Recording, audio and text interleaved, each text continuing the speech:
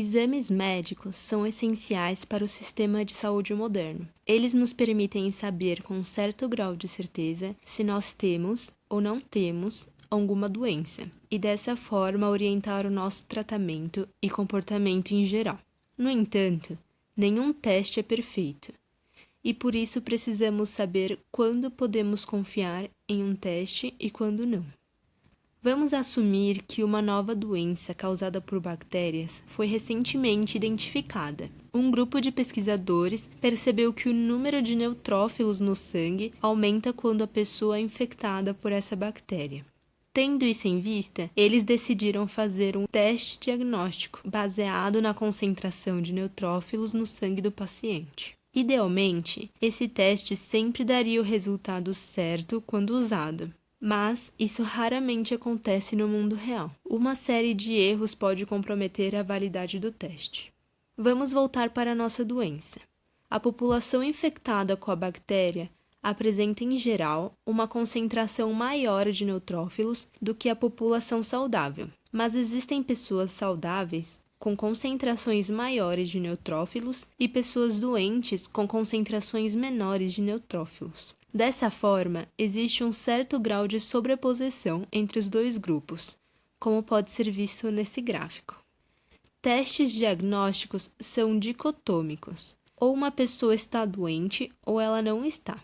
Dessa forma, no exemplo do nosso diagnóstico, os pesquisadores precisam determinar uma concentração a partir do qual uma pessoa será considerada doente, o cutoff point. Se determinarmos o ponto A como cutoff, todas as pessoas infectadas serão diagnosticadas.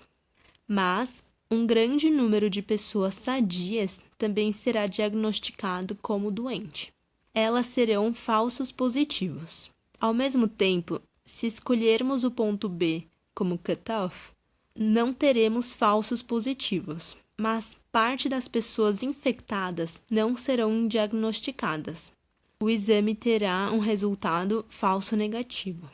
Além disso, erros na identificação e coleta das amostras, assim como defeitos no equipamento ou reagentes utilizados e erros na transcrição dos dados, também podem resultar em falsos negativos e falsos positivos. A presença desses erros pode ser melhor visualizada por uma tabela de 2x2. Nela, os indivíduos infectados com diagnóstico positivo ficam na célula A, os indivíduos saudáveis com diagnóstico positivo, o falso positivo, na B. Os indivíduos infectados com diagnóstico negativo, o falso negativo, na C.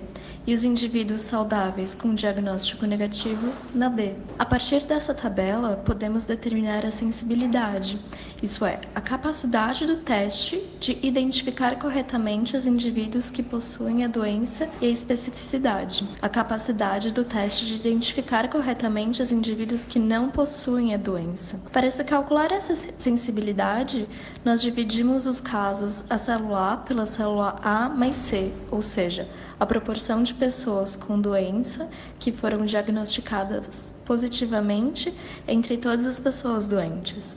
Já para se calcular a especificidade, deve-se dividir a célula D pela célula C mais D, a proporção de pessoas sem a doença com diagnóstico negativo entre todas as pessoas sem a doença. Por exemplo, o teste proposto pelos pesquisadores foi aplicado em 1.000 pessoas. Dessas 1.000 pessoas, 600 tinham sido infectadas. 550 pessoas infectadas, mais 120 pessoas saudáveis, foram diagnosticadas como doentes, pois apresentaram concentração de neutrófilos maior que o cutoff point. Nós dividimos os 550 positivos reais pelas 600 pessoas doentes, para chegar a uma sensibilidade de 92%. E dividimos os 280 negativos reais pelos 400 saudáveis, conseguindo uma especificidade de 70%. Ou seja, 8% dos infectados não foram diagnosticados e 30% dos indivíduos saudáveis foram. Nós podemos aumentar a sensibilidade do teste diminuindo a concentração do cutoff point, mas ao fazer isso, a especificidade do teste diminui. Ao mesmo tempo, se aumentarmos a concentração do cutoff point, nós aumentamos a especificidade do exame, mas diminuímos sua sensibilidade. Outro valor útil.